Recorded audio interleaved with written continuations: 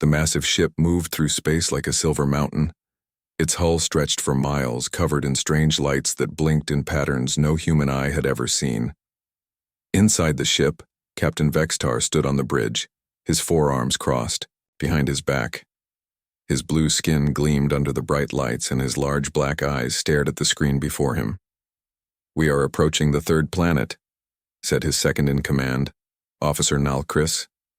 Her voice made a clicking sound that echoed through the bridge. "The star system appears to be stable." Captain Vextar nodded slowly. This was routine work. For the past 50 years, he had visited dozens of planets like this one. Most were empty rocks. Some had basic life forms. Very few had anything interesting. But that was fine. The Galactic Empire needed resources, and these small planets usually had plenty of minerals to take. "Run the full scan," he ordered. "I want to know everything about this world." At the scanner station, Senior Technician Killmoth began his work. His 6 tentacle-like arms moved across the controls with smooth precision. Data flowed across multiple screens, showing him everything the ship's powerful sensors could detect. The planet was the third one from a yellow star. It had water, land, and an atmosphere that could support life. "Captain," Killmoth called out, "this planet is very active. The bio-readings are quite strong." "Intelligent life?" asked Captain Vextar. Killmoth studied his screens more carefully. The sensors could detect every living thing on the planet's surface. They could count heartbeats from space, measure brain activity, and identify tool use. The readings showed millions and millions of creatures moving around down there. "There are many life forms, sir," Killmoth reported. "Large 4-legged animals, flying creatures, things that swim in the oceans, and yes, there are some bipedal species that seem to use basic tools." "Show me," Captain Vextar commanded. The main screen lit up with images from the planet below. Green and brown continents were surrounded by blue oceans. White clouds swirled in patterns across the surface. It looked beautiful. But Captain Vextar had seen many beautiful planets. He was more interested in what lived there. The scanner focused on different areas. In one region, large 4-legged creatures moved in groups across wide grasslands. In another area, the ocean was filled with massive swimming animals that spouted water into the air. Flying creatures moved in formations across the sky. "These are the dominant species," Killmoth said, highlighting different groups on the screen. "The 4-legged ones appear to be herbivores. The swimming ones are quite large but seem peaceful. And these," he pointed to new images, "these are the bipedal tool users." Captain Vextar leaned forward to get a better look. The creatures on the screen were smaller than him, with pink or brown skin and no fur. They walked on 2 legs and used their upper limbs to carry things. Some of them were gathered around fires. Others were working with pieces of metal. "They show basic intelligence," Killmoth continued. "They use fire, simple tools, and they build basic shelters. But I detect no advanced technology, no energy weapons, no spaceflight, no quantum communications." Officer Nalcris looked at the readings over Killmoth's shoulder. "What level would you classify them?" "Level 2, maybe level 3 at most," Killmoth replied. "They have discovered agriculture and basic metallurgy, but they are still very primitive." Captain Vextar smiled. This was exactly what he had hoped to find. A planet with useful resources and no advanced civilization to complicate things.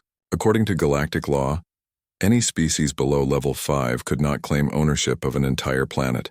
The Empire could establish mining operations as long as they provided the native species with basic care and protection. "Excellent," he said. "This will be a simple operation. We can set up mining facilities in the resource-rich areas and relocate the native animals to preservation zones. The Empire will be pleased." "Should we establish a research station, sir?" asked Nalcris. "Yes. Set up a base on the planet's moon. We need to observe them for one standard rotation before we begin operations. It's required by law."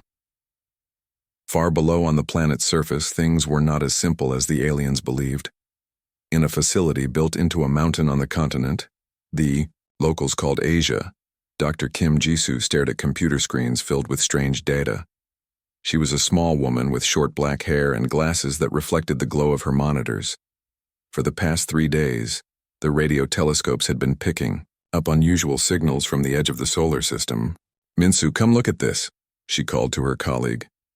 Dr. Park Minsu walked over from his desk, carrying a cup of coffee. He was taller than Jisoo, with graying hair that he kept pushing out of his eyes. "What is it now? More background radiation? Look." "At these patterns," Jisoo said, pointing to the waves of data on her screen. "This isn't natural. These signals are too organized, too regular. Something is sending them." Minsu studied the data for a few minutes. He had worked with radio signals for 20 years, and he had never seen anything quite like this. The signals showed clear mathematical structures, but they were unlike anything humans had created. "It could be a new type of pulsar," he said, but his voice didn't sound convinced. "A pulsar that just appeared 3 days ago?" Jisoo asked. "And look at this." She switched to a different screen. "The signals are moving, getting stronger. Whatever is sending them is coming toward us." Across the world, other people were noticing unusual things. In Seoul, Lieutenant Colonel Lee Dae-hoon sat in a room deep beneath the city. The room had no windows and was filled with computers and communication equipment. On his screens, he could see data from satellites, radar stations, and telescope networks around the globe. "Sir," said his assistant, a young woman named Sergeant Kim Yuna, "we have confirmation from 7 different sources. There is definitely something out there." Dae-hoon nodded grimly. He had been expecting this day for most of his career, not because he believed in aliens, but because he believed in being prepared for anything. The strange object had been detected by military satellites 2 days ago. Since then, every major government on Earth had been secretly preparing. "What's the size estimate?" he asked. "At least 10 kilometers long, sir. Possibly much larger. It's hard to tell because it seems to be using some kind of stealth technology." Dae-hoon picked up a secure phone and dialed a number. The person who answered spoke Chinese but switched to English when they recognized his voice. "Colonel Lee, I assume you are calling about our mutual concern?" "Yes." "What is your government's position?" "The same as yours, I believe." "We wait and prepare." "The Americans?" "The same, the Europeans too. We have agreed to share all data." "Good. And if they prove hostile?" Dae-hoon looked at the screens around him. Each one showed a different aspect of Earth's defenses. Most people thought their planet was helpless against advanced aliens. Most people were wrong. "Then they will learn that Earth is not as defenseless as it appears," he said. Back on the alien ship, Dr. Thylon was conducting her own analysis. She was the mission's xenobiologist, an expert in studying alien life forms.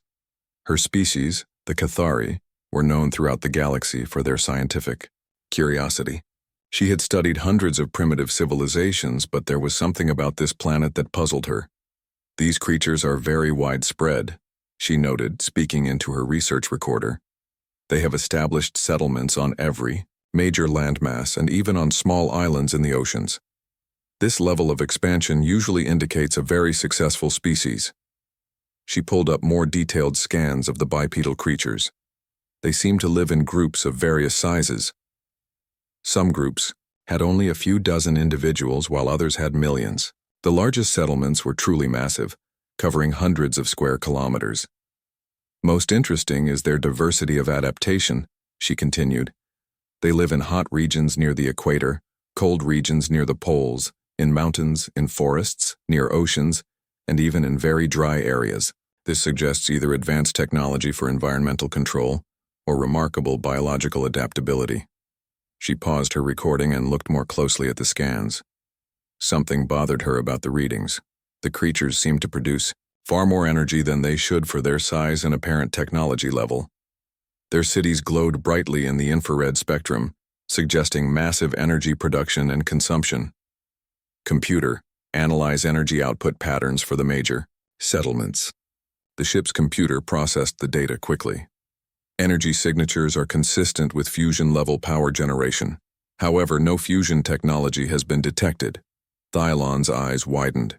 Fusion power was level 5 technology, but the scans clearly showed these creatures were only level 2 or 3 at most. How could they be generating so much energy? "Computer, verify scan accuracy." All scans have been verified and cross-checked.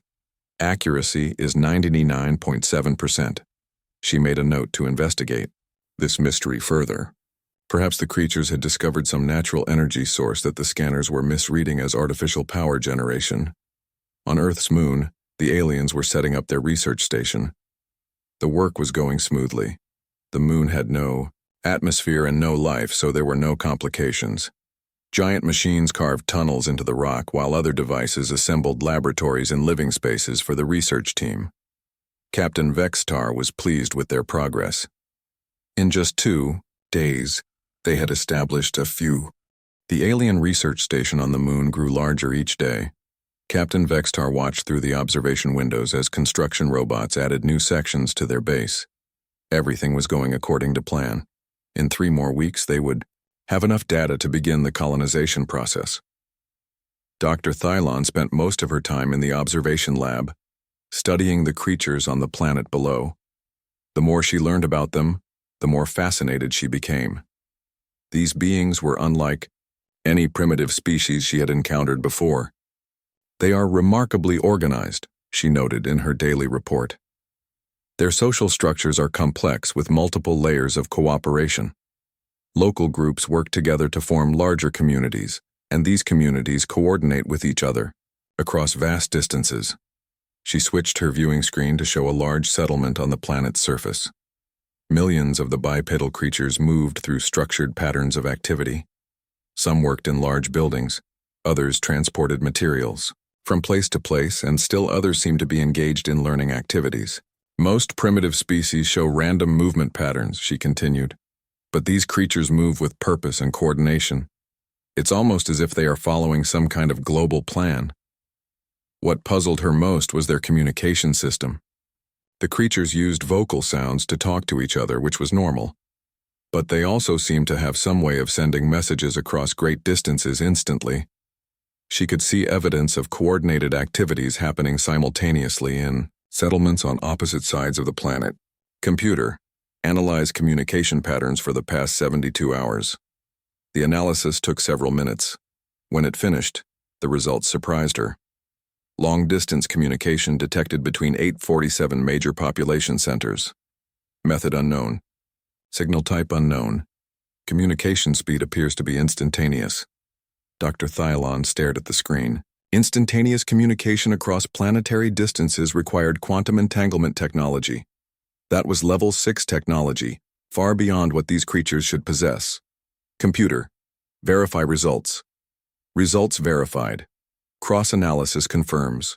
Coordinated activities across multiple continents occurring within seconds of each other.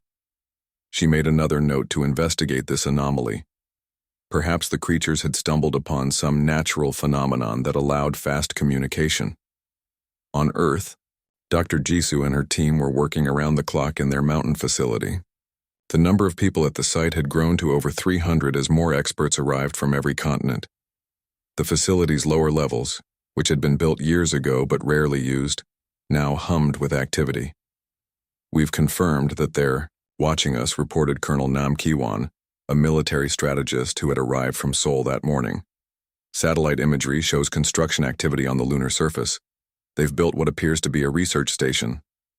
How long until they make contact? Asked Dr. Park Min-soo. Based on standard first contact protocols from our scenario planning, probably 2 to 3 weeks, Nam replied. They'll want to gather data about us first. Dr. Choi Hyemin looked up from her computer. That gives us time to prepare our response. The question is, what kind of response do we want to make? Ambassador Han Ji-woo had arrived just hours earlier. She was a small woman with silver hair and sharp eyes who had spent 30 years in international diplomacy. She was not someone who impressed easily, but the situation she found herself in was unlike anything she had trained for. We have 3 options, she said. We can appear weak and hope they're benevolent. We can appear strong and risk provoking them. Or we can appear exactly as strong as we actually are and let them draw their own conclusions. How strong are we exactly? Asked Dr. Jisoo Kim Soon-ho, the engineer answered.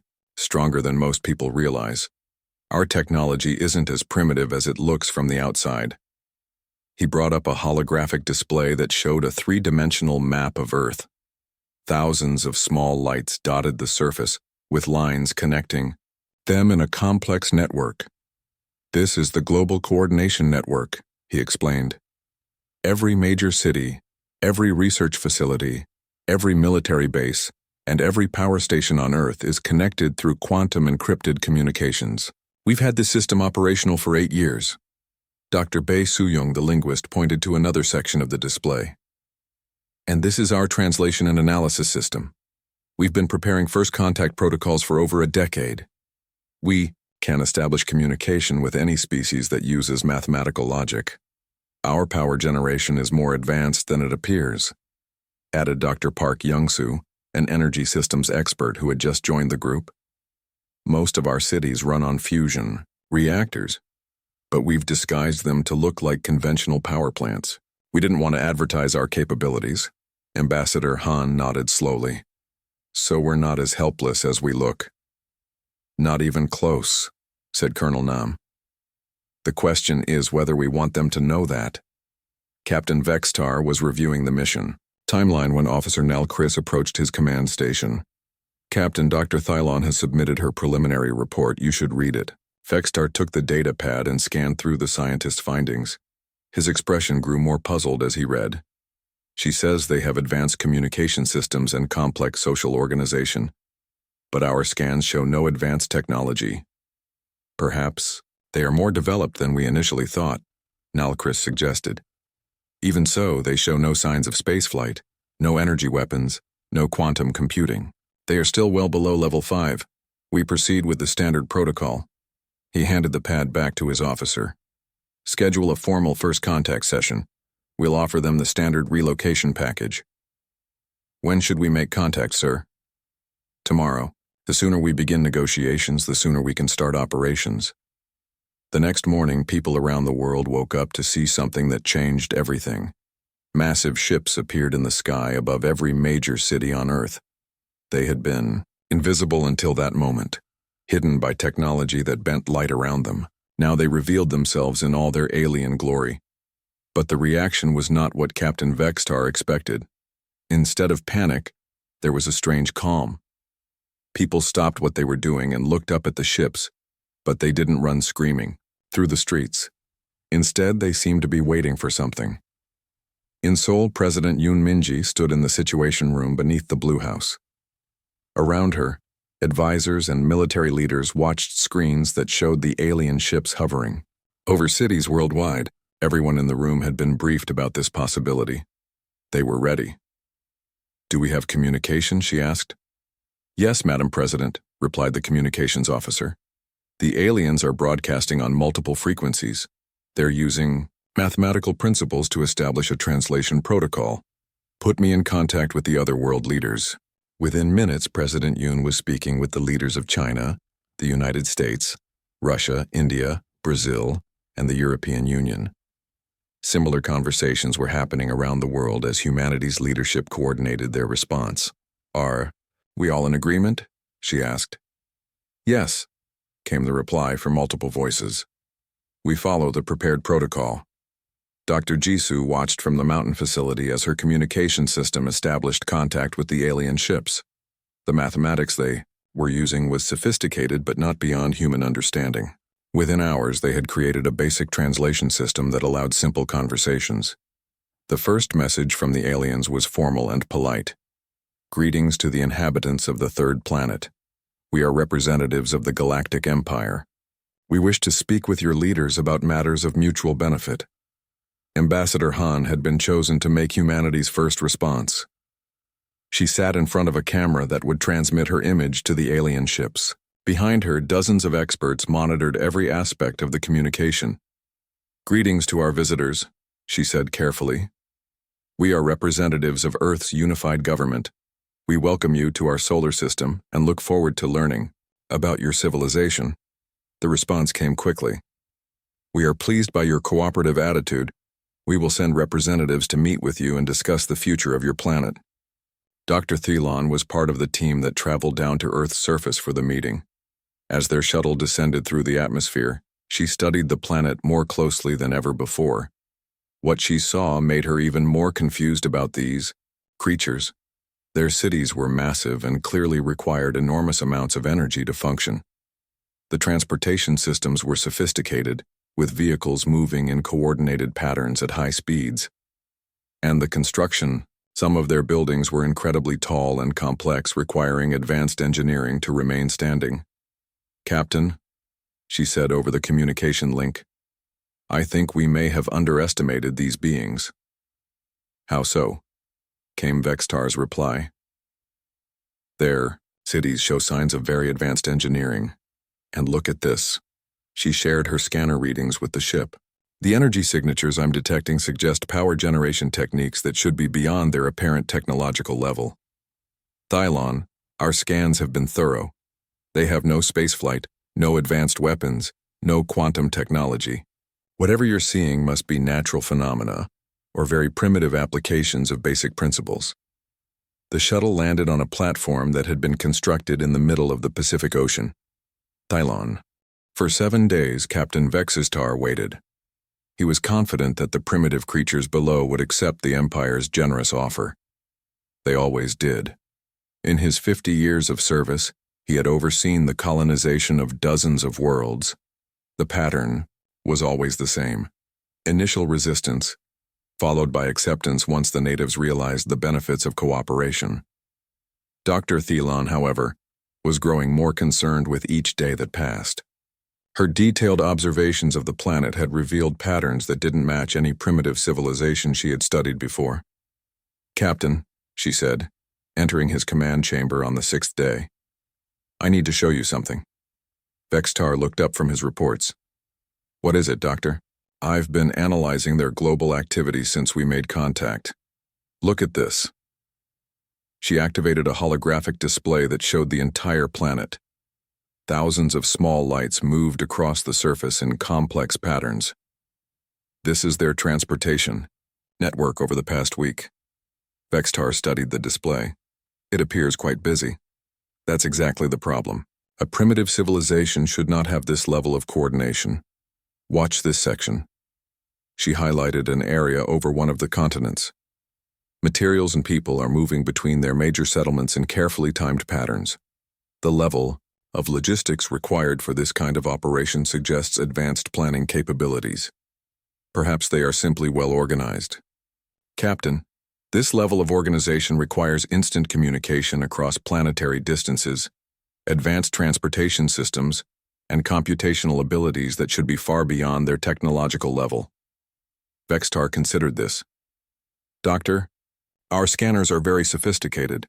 If they had advanced technology, we would detect it." "What if their technology works on principles we don't recognize?" Thylon asked.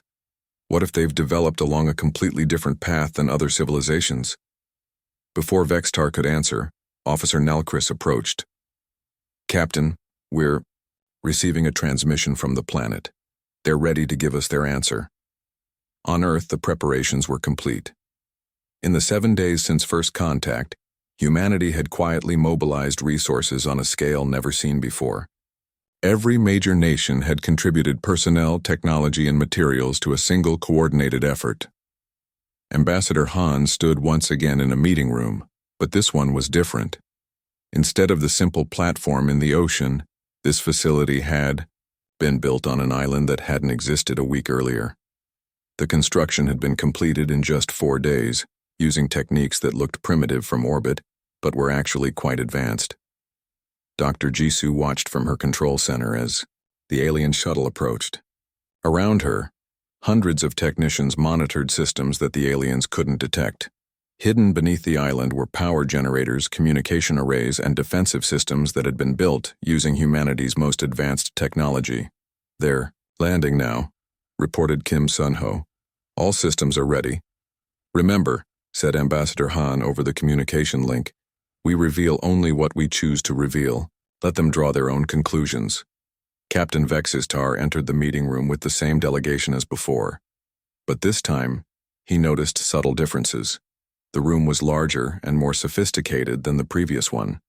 The furniture was more elegant, and the humans seemed even more composed than before. "Welcome back," Ambassador Han said. "I trust your week has been productive." "Indeed," Have you reached a decision about our offer? Ambassador Han smiled. We have. We appreciate your generous proposal, but we must respectfully decline. The silence in the room was complete. Captain Vextar stared at her, certain he had misunderstood. In his entire career, no primitive species had ever refused the Empire's colonization offer. I'm sorry, he said finally. Could you repeat that? We decline your offer to relocate our population and extract our planet's resources. Earth is not available for colonization. Dr. Thylon watched the human faces carefully. They showed no signs of fear or uncertainty. Instead, they seemed completely confident in their decision. Perhaps you don't understand the benefits we're offering, said Captain Vextar. Advanced technology that could solve all your problems, protection from hostile forces, access to the greater galactic community. We understand your offer completely, replied Dr. Choi Hyemin. And we're grateful for your consideration. But Earth is our home, and we intend to keep it. But surely you realize that you cannot prevent us from proceeding, said Officer Nalakris. Your technology is primitive compared to ours. Colonel Choi Wanshik spoke for the first time. With respect, you may want to reconsider that assessment. What do you mean? Asked Captain Vextar. Instead of answering directly, Ambassador Han gestured toward the large windows. Perhaps you would like to see what we've been building this week. The aliens looked outside and saw something that made no sense. The island they were on was rising out of the water, not slowly but visibly, as if some enormous force was lifting it toward the sky. How are you doing that? Dr. Thylon asked. Controlled. Gravitational manipulation, said Kim Sunho calmly. It's one of our standard construction techniques. Captain Vextar's forearms hung at his sides. Gravitational manipulation was level 7 technology. Only the most advanced civilizations in the galaxy possessed such capabilities.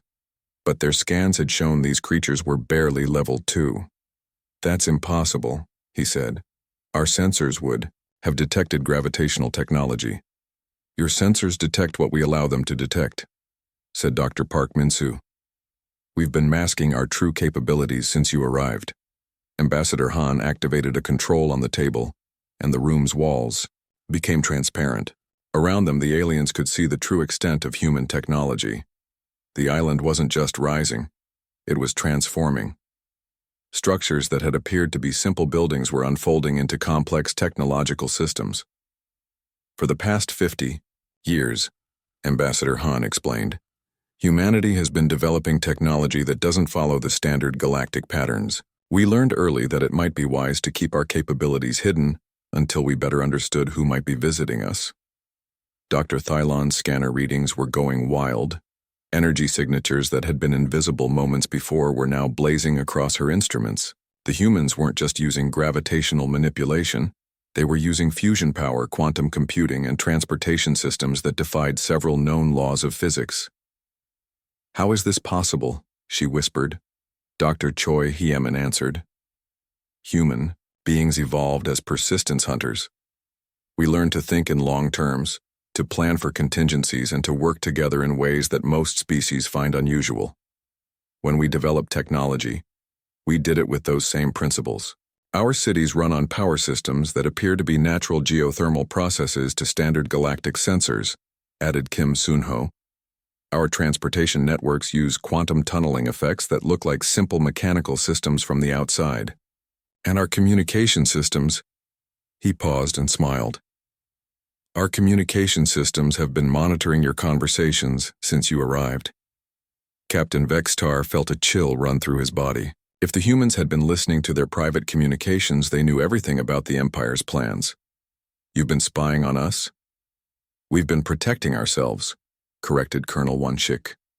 When an unknown alien civilization appears in your solar system, the prudent response is to gather as much information as possible. Ambassador Han leaned forward. We know about your standard colonization procedures. We know about the preservation zones. We know about the 67 other civilizations you've relocated in the past century. And we know, added Dr. Jisoo, speaking for the first time since the meeting began, that none of those civilizations were given a real choice in the matter. The room fell silent again. Captain Vextar was trying to process what he was hearing. These creatures had technology that rivaled or exceeded the Empire's most advanced systems. They had been conducting intelligence operations against his ship, and they had been doing it all while appearing to be primitive animals. "What do you want from us?" he asked finally. "Nothing," said Ambassador Han. "We want you to return to your empire and report that Earth is inhabited by a spacefaring civilization capable of defending itself. We want to be left alone to develop at our own pace. And if we refuse?" The humans looked at each other. Then Dr. Park Young-soo, who had been quiet until now, spoke up. "Captain, your ship is impressive, but right now it's surrounded by 17 vessels that are significantly more advanced.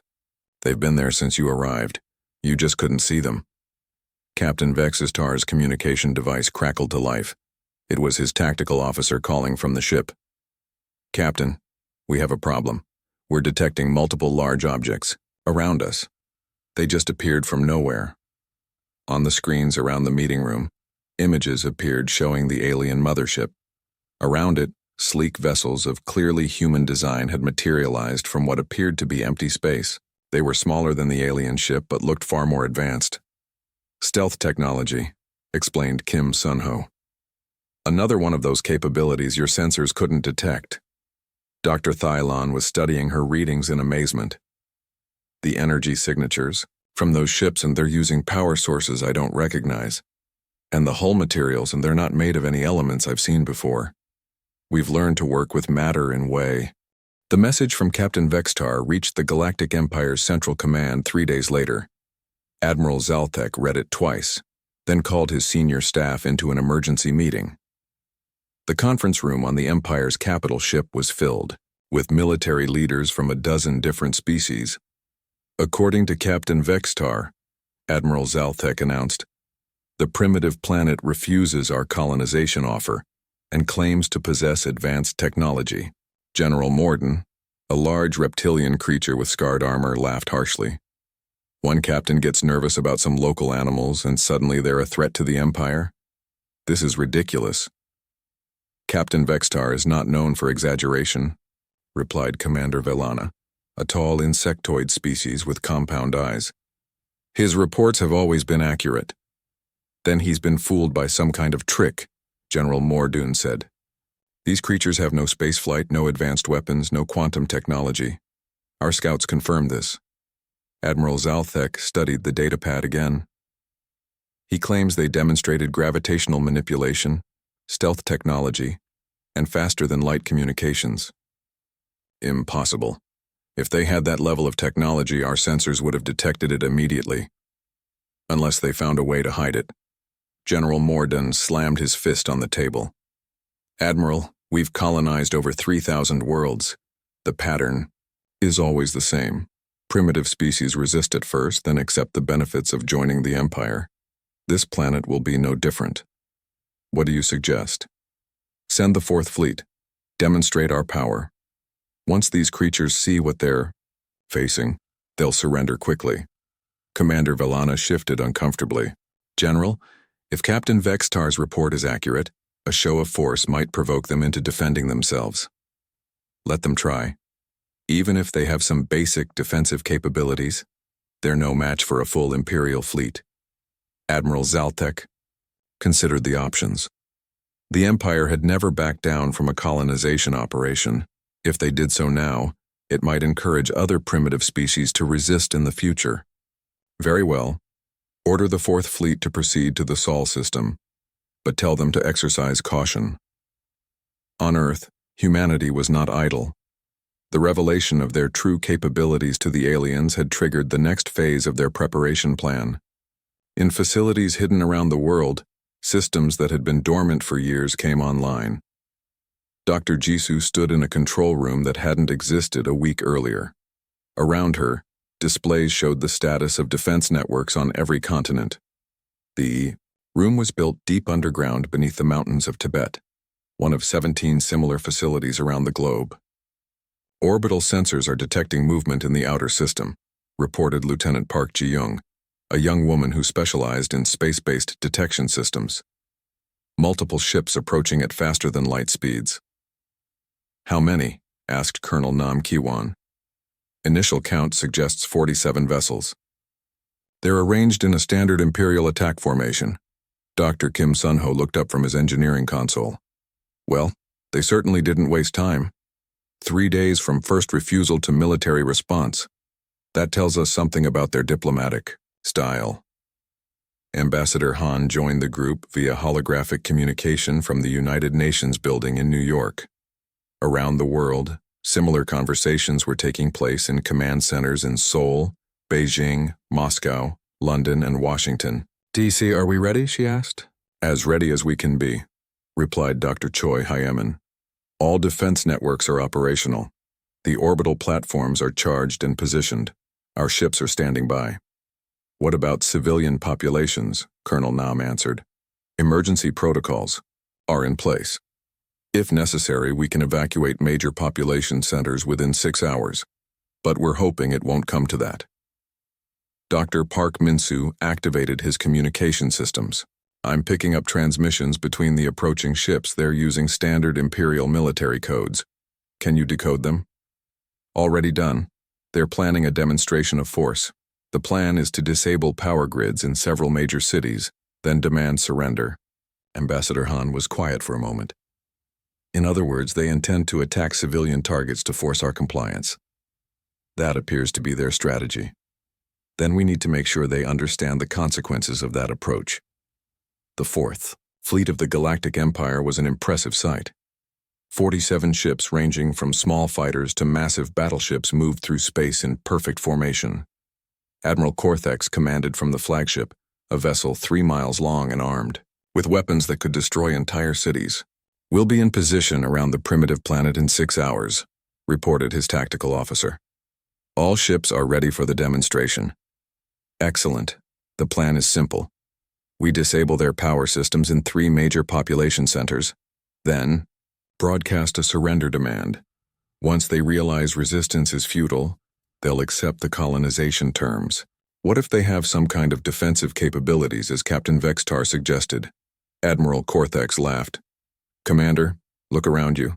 We have enough firepower to reduce their entire planet to rubble. Whatever primitive defenses they might have are irrelevant. As the Imperial fleet approached Earth, they began to spread out into attack positions. The plan was to surround the planet and demonstrate their overwhelming superiority. What they didn't know was that they had been detected long before they reached the solar system. Dr. Jisoo watched the alien fleet's movements on her tactical display. They're positioning themselves for orbital bombardment. Classic intimidation formation. Time to show them they've made a mistake, said Kim Sun-ho. Around Earth, systems that had been invisible to alien sensors began to power up. In orbit, structures that looked like space debris revealed themselves to be defensive platforms. On the lunar surface, installations that appeared to be research stations unfolded into massive weapon arrays. But the most impressive sight was the fleet of human ships that materialized around the planet. They had been hiding in dimensional fold space, a technology that humans had developed by studying the fundamental structure of reality itself.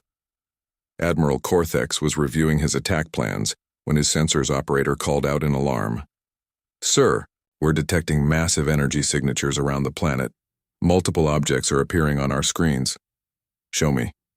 The main display lit up with tactical information. Around Earth, dozens of ships had appeared from nowhere. They were sleek, elegant vessels that seemed to bend light around them. More troubling were the energy readings. These ships were generating power levels that exceeded anything in the Imperial fleet. How many ships? Admiral Cortex asked. 73 confirmed, sir, but more are still appearing. As they watched, the number continued to grow.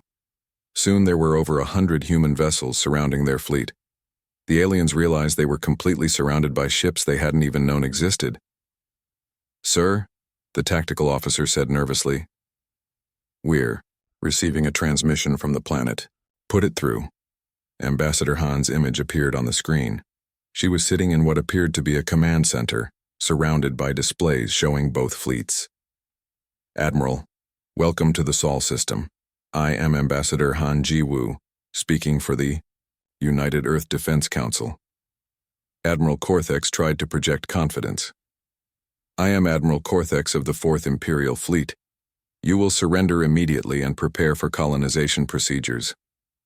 I'm afraid that won't be possible. Your fleet is currently surrounded by our defense forces. We suggest you reconsider your approach. Your primitive ships are no match for Imperial technology. Ambassador Han smiled. Admiral, I think you're operating under some misconceptions about our capabilities. Let me show you something. The human ships began to glow with increasing brightness. Energy patterns flowed across its hull in complex geometric designs. Then, without any visible weapons discharge, one of the Imperial fleet's smaller vessels simply stopped working. Its engines went dead, its weapons powered down, and its lights went out. What did you do? Admiral Cortex demanded. We temporarily disrupted the quantum field that powers your ship's systems, explained Dr. Choi Hyemin, who appeared on screen next to Ambassador Han. Your crew is perfectly safe, but their ship won't function until we restore the field. The Imperial crew was stunned. They had never encountered technology that could selectively disable ship systems without causing damage. That's impossible, said the tactical officer. Your understanding of quantum mechanics is apparently different from ours, replied Kim Sun-ho, joining the conversation. We've learned to work with quantum fields in ways that most civilizations haven't discovered. Admiral Cortex tried to regain control of the situation. Even if you can disable one ship, you can't fight our entire fleet.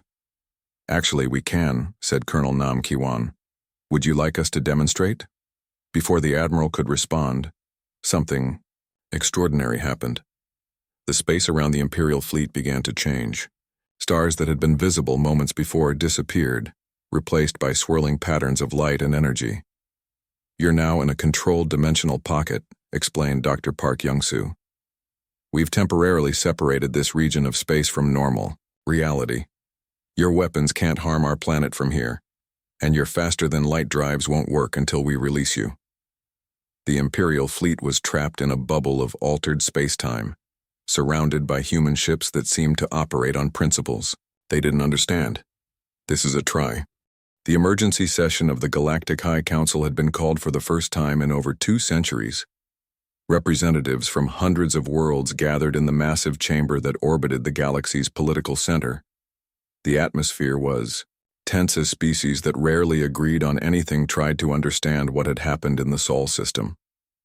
Supreme Chancellor Kex Lari, an ancient being whose species had founded the original Galactic Alliance, called for order.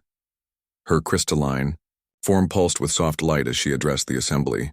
We are here to discuss the reports from Admiral Cortex regarding the species known as humans in the Sol system, she announced. These reports suggest that our understanding of this civilization was incomplete. General Morden, who had insisted on the military response, stood to address the council. His confidence from a few days earlier had been replaced by obvious discomfort. The 4th Fleet encountered defensive capabilities beyond anything in our current classifications, he admitted. The humans demonstrated technology that appears to manipulate fundamental forces in ways we do not understand. Scientist Prime Yelthora, the Empire's leading expert on technological development, had spent 3 days analyzing the data from the encounter. Her tentacled form swayed as she spoke.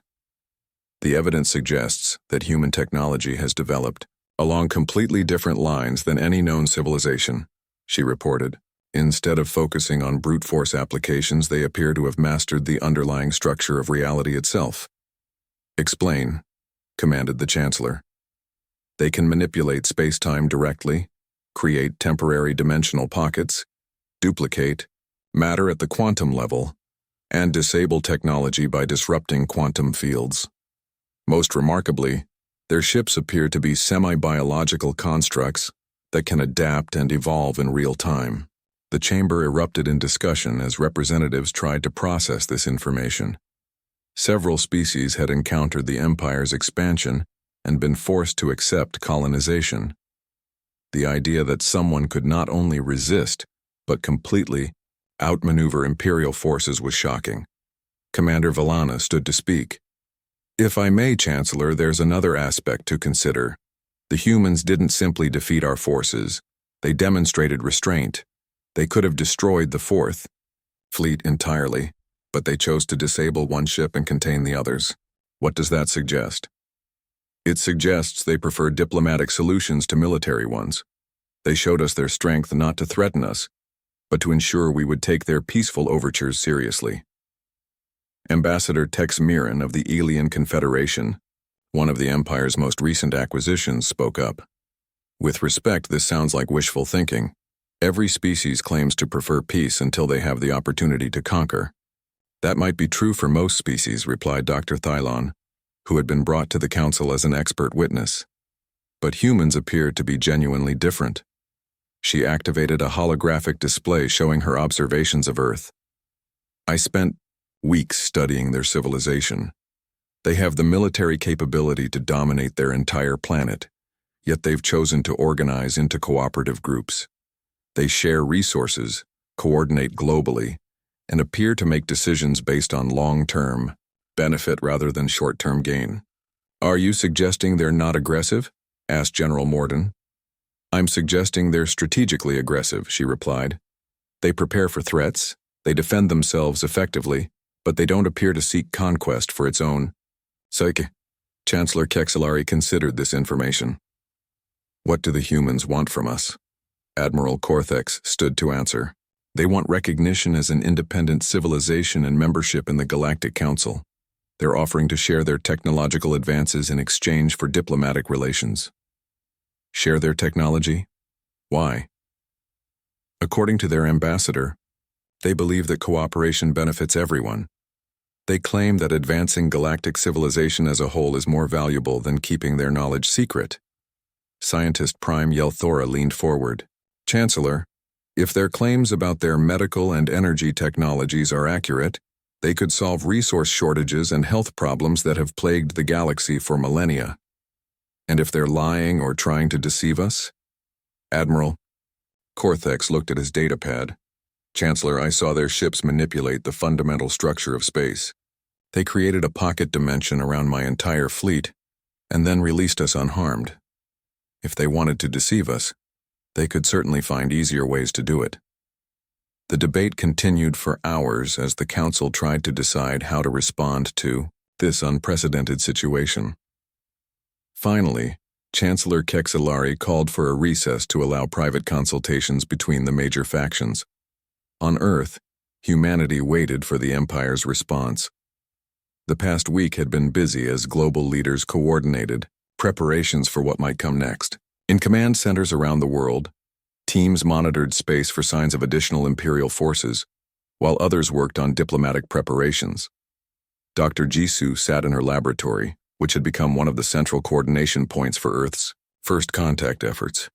Around her, displays showed the status of human activities across the planet and in space. Any word from the Galactic Council? Asked Kim Sunho, who had been working on expanding their translation systems. Nothing yet, replied Ambassador Han via holographic link. But our monitoring stations are picking up increased traffic in their communication networks. They're definitely discussing us. Dr. Choi Hyman looked up from her analysis of alien technology samples. The question is whether they'll decide to work with us or against us. What do you think? Asked Dr. Park Min-soo. Colonel Nam joined the conversation from his military command center.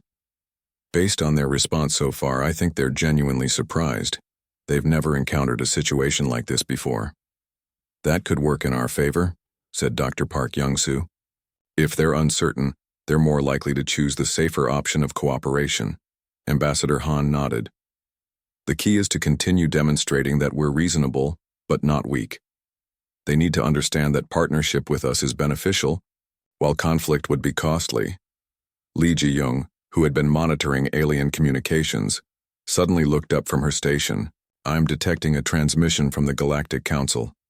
It's addressed to Earth's leadership. Put it through, said Ambassador Han.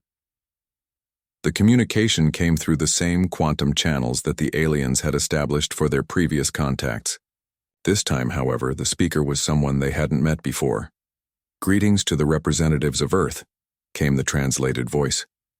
I am Supreme Chancellor Kexalari of the Galactic High Council. We have reviewed the reports of your encounters with Imperial forces. We are honored by your contact, Chancellor, Ambassador Han replied. We hope that our actions have demonstrated our desire for peaceful relations. Indeed. Your restraint in dealing with our military forces has been noted. We are prepared to discuss the terms you have proposed. The relief in the human command centers was visible. After days of uncertainty, it appeared that the Empire was choosing diplomacy over conflict. However, the Chancellor continued, we must verify your claims about your technological capabilities. We cannot grant Council membership based solely on impressive demonstrations. We understand completely, replied Dr. Choi Hyemin. What kind of verification would you require? We would like to send a team of our best scientists to Earth to study your technologies directly. In exchange, we will provide you with full information about galactic civilization, politics, and science. Ambassador Han looked at her team. They had expected this request. We accept your proposal, Chancellor. We'll prepare facilities for your scientific team. There is one more condition, the Chancellor added. If your technologies prove to be as advanced as claimed, you will not merely be granted membership in the Council. You will be invited to take a leadership role in several key scientific and diplomatic initiatives. What kind of initiatives? The galaxy faces several challenges that could benefit from fresh perspectives. Energy shortages on older worlds, medical problems that have resisted solution, and diplomatic disputes that have persisted for centuries. Your unique approach to problem solving might provide solutions we haven't considered. Kim Sunho smiled. We'd be honored to help. 3 days later, a small fleet of Galactic Council ships arrived in Earth's solar system. Unlike the Imperial warships, these vessels were clearly designed for scientific research and diplomatic contact. They established orbit around Earth and began preparing for an unprecedented exchange of knowledge. Dr. Thylon was part of the scientific team that landed on Earth's surface. This time, the meeting location was even more impressive than before. The humans had constructed an entire city in the middle of the Pacific Ocean, complete with research facilities, living quarters, and demonstration areas for their technologies. How long did this take to build? Asked Scientist Prime Yelthora as their shuttle approached the floating city. According to the humans, about 18 hours, replied Captain Vextar, who had volunteered to serve as liaison for the mission. 18 hours? To build a city? They use construction techniques that involve programmed matter and quantum assembly systems. Materials form themselves into desired shapes based on digital blueprints. As they toured the facilities, the alien scientists were